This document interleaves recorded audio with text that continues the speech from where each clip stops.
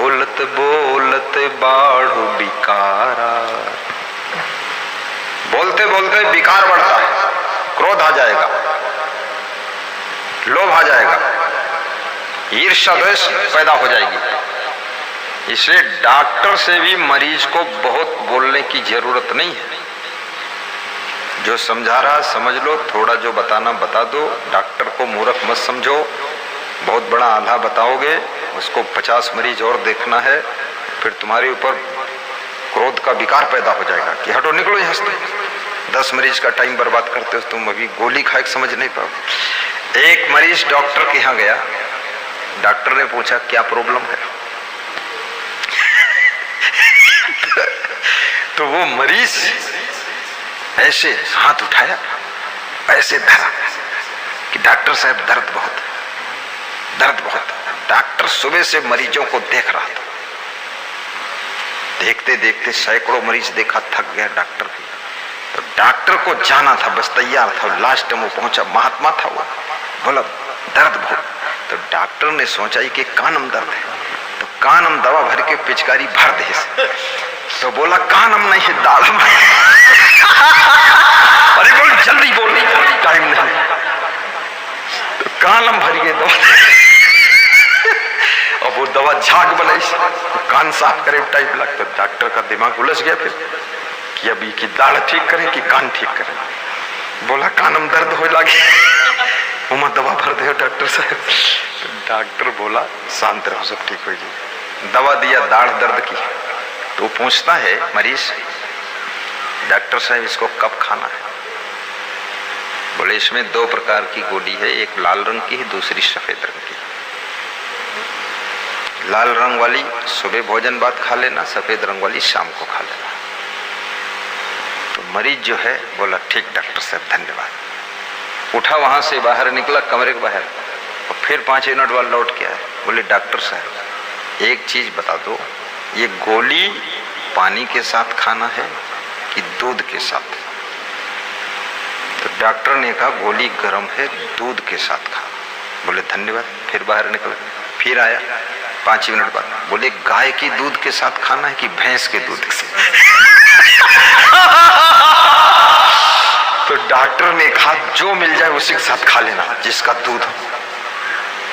फिर चला गया, 10 मिनट बाद लौट कर आया, फिर गेट पर खड़ा झांके। बोले अब क्या बात? कहा कि अब ये बात है गर्म दूध के साथ खाना कि ठंडे दूध के साथ? डॉक्टर उठा कुर्सी से, और डॉक्टर खुद ही गर्म होगा। दूध गर्म हो चाहे ठंड हो, तुम्हारे 2 थप्पड़ लगे, निकल यहां से बाहर, चंडाल कहेगा।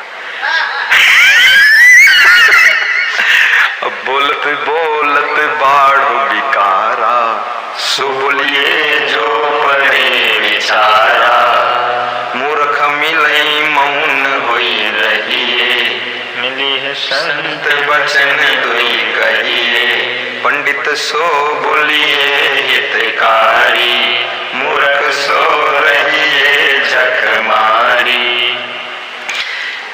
कहीं कबीर अर्ध घट डोले, पूरा होई विचार ले बोले। बोलत बोलत बाढ़ बिकारा, सो बोलिए जो पड़े बिचारा। बोलना आसान है, लेकिन क्या, कब, कहां, कैसे, किसके साथ बोलना चाहिए, ये बहुत कठिन है। बोलते तो सब है, बोलते बोलते झगड़ा हो जाता है, बोलते बोलते मारपीट हो जाती, बोलते बोलते दुश्मनी हो जाती है, बोलते बोलते शत्रुता हो जाती है, बोलते बोलते धक्का मुक्की हो जाती है, और बोलते बोलते विधानसभा में मुक्काबाजी हो जाती, बोलते बोलते संसद भवन में पटकी पटका हो जाता है, और बोलते बोलते अफसर कर्मचारी में लड़ाई हो जाती है, बोलते बोलते पति पत्नी में गुत्थम गुत्थी हो जाती है। इसलिए याद रखना, मूर्ख मिलई मौन होई रहिए, मूर्ख मिलई मौन होई रहिए। मिलहि संत बचन दुई कहिए। एक आदमी की पत्नी मरी, तो जिस दिन पत्नी मरी तो वो आदमी 67 साल से बोला नहीं था। सबने समझ लिया था इसके बोलने का यंत्र खराब हो गया, बोलता ही नहीं था, कुछ भी नहीं बोलता था। 67 साल किसी से कुछ बोले नहीं, बिल्कुल चुप। और 67 नहीं, हंसो, कूद कूद कर हंसो, इमा कोई डॉक्टरी फर्क न पड़ी। डॉक्टर भी हंसे, मास्टर हंसे, रोगी हंसे, दोनों स्वस्थ होकर चले जाए हंसे।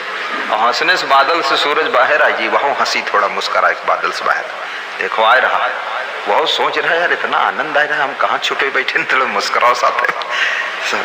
तो 67 साल के बाद जब पत्नी मरी, शादी के 67 साल बाद, तो उस दिन बोला उसने, क्या बोला कि मेरी पत्नी को सम्मान के साथ और शीघ्रता के साथ और फटाफट दफन करने में हे ग्रामवासियों मदद कीजिए, हे कुटुंबियों मदद कीजिए। तो गांव वालों ने कहा, अरे तू तो गूंगा था, बोलता नहीं था, बौरा था, आज तो ऐसा लेक्चर दे रहा है कि मदद कीजिए, ग्रामवासियों से निवेदन, ऐसा क्यों बोल रहा है? तो उसने कहा ऐसा इसलिए बोल रहा हूं, तेरे को बोलना नहीं आता था, बोले ही नहीं 67 साल तक। हम लोग समझे बोलने का यंत्र खराब हो गया, गला खराब हो गया, बोली निकलती नहीं, लेकिन बोला कैसे? तो उसने कहा जब से मेरी पत्नी आई थी वो इतना किचकिच करती थी, इतना गाली बकती थी, इतना उपद्रव मचाती थी कि उसके उपद्रव से मैंने बोलना बंद कर दिया। 67 साल बोला ही था, आज वो मर गई, आज उपद्रव मर गया, किचकिच मर गई, हमारा लफड़ा मर गया सब। आज मैं खुशी से बोला हूं, हे ग्रामवासियों प्रार्थना है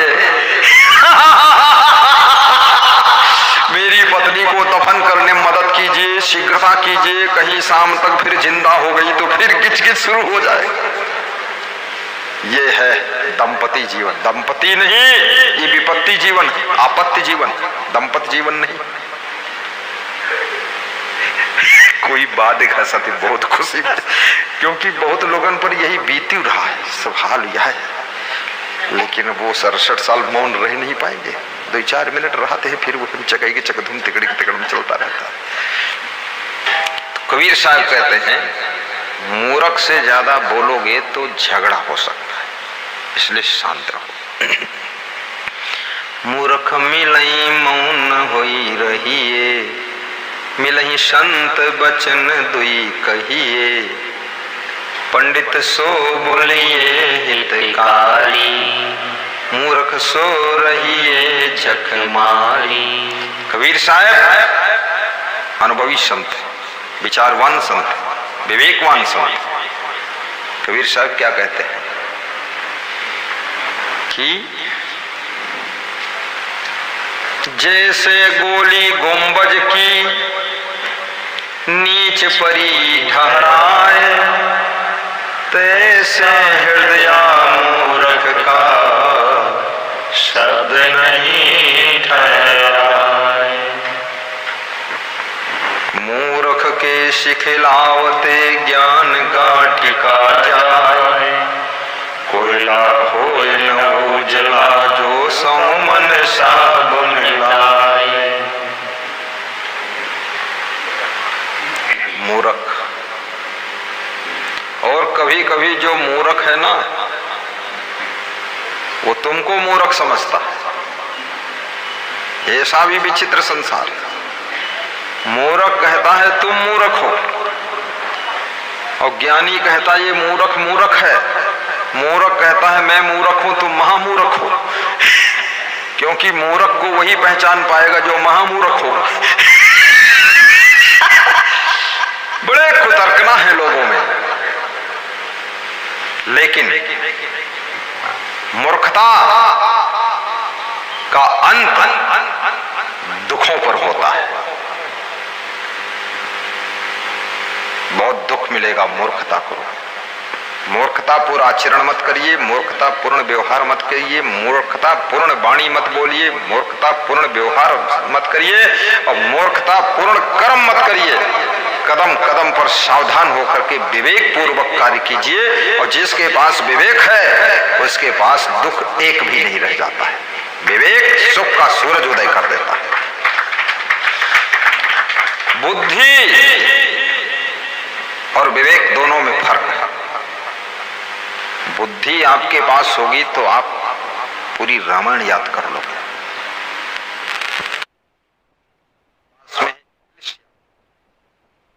लेकिन अगर नहीं है तो करने के बाद इंग्लिश।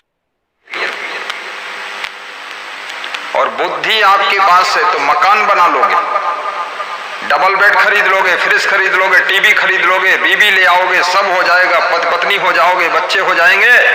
लेकिन यदि विवेक नहीं है तो डबल बेड में डबल दुख पाओगे और गृहस्थी नरक हो जाएगी। इसलिए बुद्धिमानों को भी सोचना चाहिए। कोई व्यक्ति न बेडरूम से सुख पाया है, न गृहस्थी से सुख पाया है, न धन से सुख पाया है, न मकान दुकान से सुख पाया है, न गाड़ी से सुख पाया, न साड़ी से सुख पाया है। सुख जब मिलेगा जब आपकी बुद्धि में विवेक उदय होगा, और जब विवेक उदय होगा तो आपका हृदय संतोष से भर जाएगा, और जहां संतोष है और विवेक है वहीं सुख का सागर लहराता है। भगवान की जय। बोलिए सद्गुरु भगवान की जय। संतोषामृतृपतानां तत्सुखं शांतचेतसां न च तद्धन लुब्धानां इतश्च एतश्च धावताम्। एक स्त्री ने खीर बनाया, मेहमानों ने खाया, घर के लोगों ने खाया। ये बुढ़ानपुर की कथा है, सत्य घटना। और जब उस स्त्री के खाने का नंबर आया तो खीर खत्म हो गई। तो उसके छोटे बेटे ने कहा कि मम्मी, आप तो केवल दाल चावल सब्जी रोटी खा रहे हो, खीर नहीं लिया मम्मी तुमने। तो उन्होंने कहा बेटा आज मैं खीर का व्रत हूं। व्रत हो तो बनाया क्यों? इसलिए बनाया कि सब लोग व्रत नहीं है उनके लिए बनाया था, खीर का व्रत। तो उस बच्चे ने अपने पिता से कहा पापा मम्मी खीर का व्रत है, सबने खीर खाया, मम्मी खीर नहीं खा रही, तो इनका व्रत तोड़वा दो। तो उनके पति देव आए, बोले आज की बजाय कल व्रत ले लेना, आज खीर खा लो। बोले आज व्रत का संकल्प हो चुका है, कल की बात कल पर, आज की बात आज पर, आप तो टेंशन मत लो, प्रेम से जाओ। दाल चावल सब्जी रोटी खाकर वो स्त्री मुस्कुरा रही है जिसने खीर बनाया 50 किलो, सबको खिलाया, सबने खाया, घर वालों ने खाया, पड़ोसियों ने खाया, मेहमानों ने खाया, पर उसके खाने के लिए नहीं बची। तो छोटी बेटी ने कहा मम्मी खीर तो है ही नहीं, आप व्रत रहे या न रहे। बोले तू तर्क मत कर, मैंने संतोष की खीर खा लिया है, मुझे बहुत बड़ी खुशी है, मुझे कोई दुख नहीं। संतोषामृत तृप्ता नाम, जिसके पास संतोष है वो सदैव तृप्त रहता है। निर्धनिक कछु धन चाहे, धनिक चाहे विशेष, विशेष हूं विशेष चाहे वो वन चाहे नरेश, नरेश चाहे इंद्र पद, इंद्र चाहे रणजीत, असुर चाहे सुरपति बनन, यह कृष्णा की रीति। मनुष्य अपने मन को न समझा पाए तो उसके लिए समुद्र, अगर धन का समुद्र मिल जाए तो भी कम है, और यदि मन को समझा ले, संतुष्ट कर ले, तो उसके लिए जो है वो भी समुद्र से कम नहीं है, समुद्र से कम नहीं है। और जो है उसी को पा करके उसके मन में कोई गम नहीं है, मन में कोई गम नहीं। इसलिए अपने मन को समझाना सीखो। कबीर साहब बहुत बड़ी बात कहते हैं, समझे की गति एक है, समझाना समझना ये दो बात है। दूसरों को बहुत लोग समझाते, खुद समझते नहीं। किसी पड़ोसी के घर में कोई मर जाता है, दूसरे पड़ोसी समझाने जाते हैं कि संसार मृत्युलोक है, आत्मा अमर है, शरीर नश्वर है, जाना एक दिन सबको पड़ता है, अब मत रो, शांत हो जाओ, धीरे रखो। 6 महीने बाद जब समझाने वालों के घर में कोई मरता है तो उससे ज्यादा डबल रोते भौं भौं। तो वो पड़ोसी समझाने आ जाता है जो पहले रो रहा था 6 महीने पहले। वो कहता आत्मा अमर है, शरीर नश्वर है, संसार मृतलोक है, सबको एक दिन जाना पड़ता है। तो ये भी सोच रहा ये गधा 6 महीने पहले रो रहा था, अभी हमको ज्ञान देने आया है। वो भी सोच रहा है 6 महीने पहले हमको ज्ञान दे रहा था, अब ये खुद रो रहा है। दोनों अज्ञानी, दोनों मूर्ख, दोनों ज्ञान बांट रहे हैं। सोचो, दोनों भिखमंगा और दोनों दान बांट रहे हैं, कटोरे में कुछ नहीं, दोनों कंगाल। ऐसे नहीं होता, खुद समझो, पहले स्वयं समझो ज्ञान क्या चीज है और स्वयं पर लागू करो। चलना संभल संभल के माया नगर यही है, चलना संभल संभल के माया नगर यही है। समझो, क्या लेकर तू आया बंदे, क्या लेकर तू जाएगा, पाप पुण्य तू लाया बंदे, पाप पुण्य ले जाएगा। मुट्ठी बांध के आया बंदे, हाथ पसारे जाएगा। धनीदार गृह कुटुंबी नहीं साथ में चलेंगे, धनीदार गृह कुटुंबी नहीं साथ में चलेंगे। अच्छी बुरी कमाई साथी तेरा वही है। इसलिए याद रखना, धन की कमाई, संपत्ति की कमाई, जमीन की कमाई, ये सब छूटेगी। ये संपत्ति यहाँ की यहीं पर, तेरे कमर में ना धेला रहेगा। अरे मनी 2 दिन का मेला रहेगा। कौन चिंता कर रहा तुम्हारी परवाह का जमेला।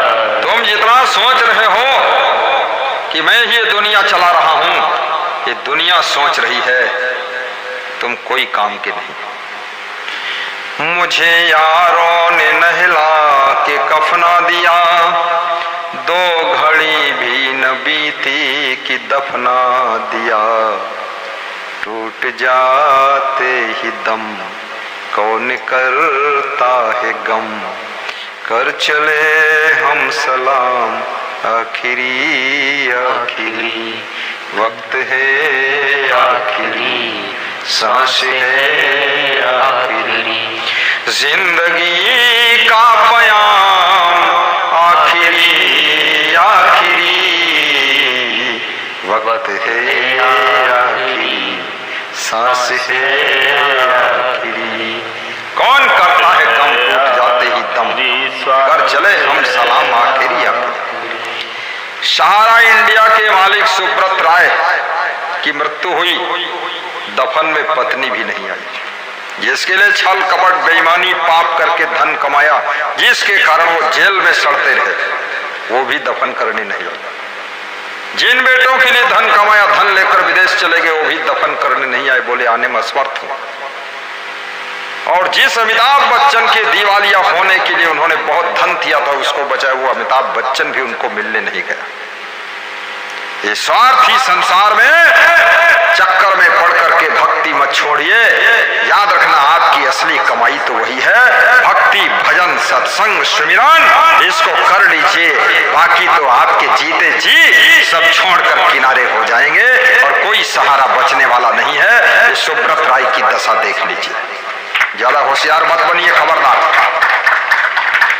कुछ लोग सोचते हैं अरे व्रत रहे, हम तो व्रत लाए हैं। अरे तुम्हारा तो बहुत हाल खराब होने वाला।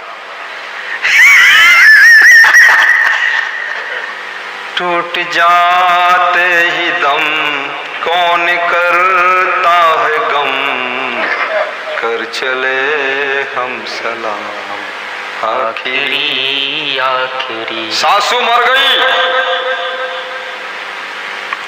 पायल पांव से निकाली जा रही, बहुएं निकाल रही, कंगन निकाले जा रहे हैं सोने के, गले का हार निकाल लिया बहुओं ने, नथुनी निकाल लिया, कान के कुंडल निकाल लिया, नाक का फूल निकाल लिया, और सब बंटवारा हो रहा है।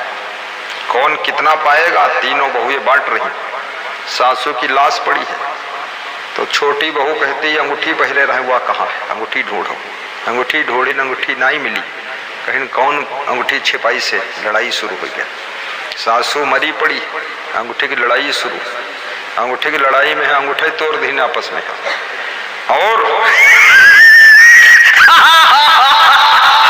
और हुआ क्या, जब सासू जिंदा थी ये तीनों बहुएं ने ये बंटवारा नहीं किया कि इसको चाय कौन पिलाएगा, सासू कपड़ा कौन धोएगा, बंटवारा करो ना। सासू को बिस्तर कौन लगाएगा, सासू को मच्छरदानी कौन लगाई, इनकी कटोरी कौन मांझी, सासू की चप्पल ढूंढी कौन लाई, कोई बंटवारा नहीं कर रहा है। लेकिन सासू के अंगों पर जो जेवर था वो निकाल कर बंटवारा हो रहा है। ये बेईमानों के चक्कर में मत फंसो, भक्ति करो, धर्म करो और अपनी जिंदगी को धन्य करो। बोलिए सदगुरु भगवान की जय। होश में आ जाइए, बेहोशी छोड़िए।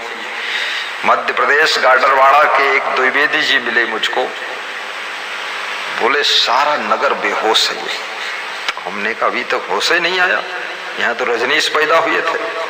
बोले ऐसे इस रजनीशों को बेहोश कर दे ये नगर में ऐसे। बोले उनका तो ऐसी की तैसी कर दी लोग, ये को आदमी नहीं समझे इस बात। मुझे यारों ने नहला के कफना दिया। दोस्त यार मित्र घर परिवार ने जिन्होंने जिंदगी में स्नान नहीं कराया, वह लोग मरी हुई लाश को स्नान कराते हैं और कहते हैं अब आखिरी मौका है, सब लोग स्नान करा लो। एक गिलास पानी नहाने के लिए नहीं दिया था। बूढ़ा बाप हैंडपंप में ऐसे चलाता था, हैंडपंप की वो कील बोल्ट निकल गया तो वह गिर पड़ा, चोट खाएगा। एक बाल्टी भर के नहीं दिया बेईमानों ने। अब उस मुर्दे लाश को नहलाने आए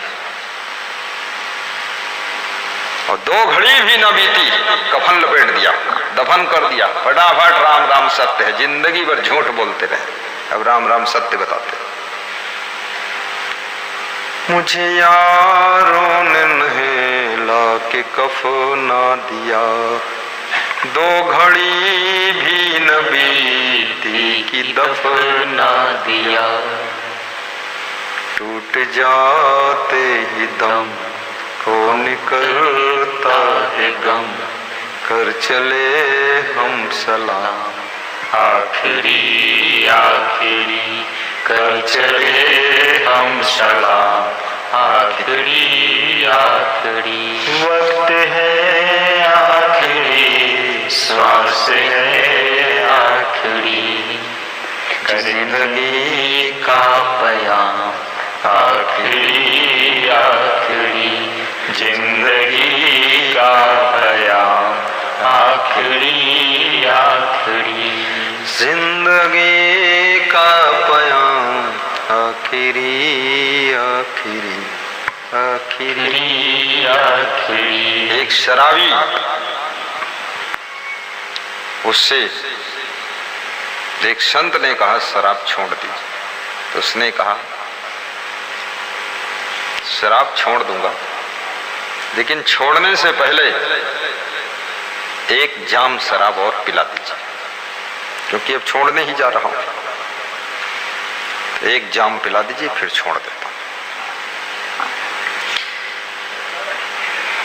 तो संत ने कहा ऐसे ऐसे लाखों जाम पी चुके हो, छोड़ना मतलब छोड़ना, फिर जाम पीकर तब छोड़ना, इसके पहले भी तो जाम पी चुके हो। तो अनेक जाम पीकर भी नहीं छोड़ा, अब एक जाम पीकर छोड़ोगे तुम, शराबी क्या कहता है, मैं जिस दिन शराब छोड़ दूंगा उस दिन से जीऊंगा नहीं, अगर पीऊंगा नहीं तो जीऊंगा नहीं। संत कहता जब जियोगे नहीं तो पियोगे क्या, तो छोड़ने का मतलब क्या निकला, जियो भी और ना पियो, पियो नहीं लेकिन जियो सही, तब छोड़ना हुआ। शरीर छोड़ना नहीं है, शरीर छोड़ना आसान है, मर जाना आसान है, परिवार छोड़ना आसान है, गांव छोड़कर भाग जाना आसान है, धन छोड़ना आसान है, लेकिन याद रखना जन्म जन्म की गंदी आदतों को, बुराइयों को, चरित्रहीनता को छोड़ना बहुत कठिन काम है। जो इसको छोड़ देता है उसी को त्यागी कहा जाता है।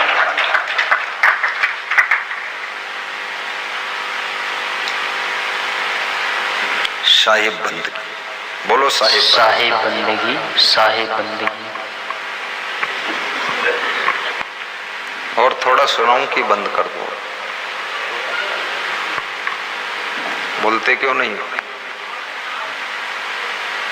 इधर वाले बोलो।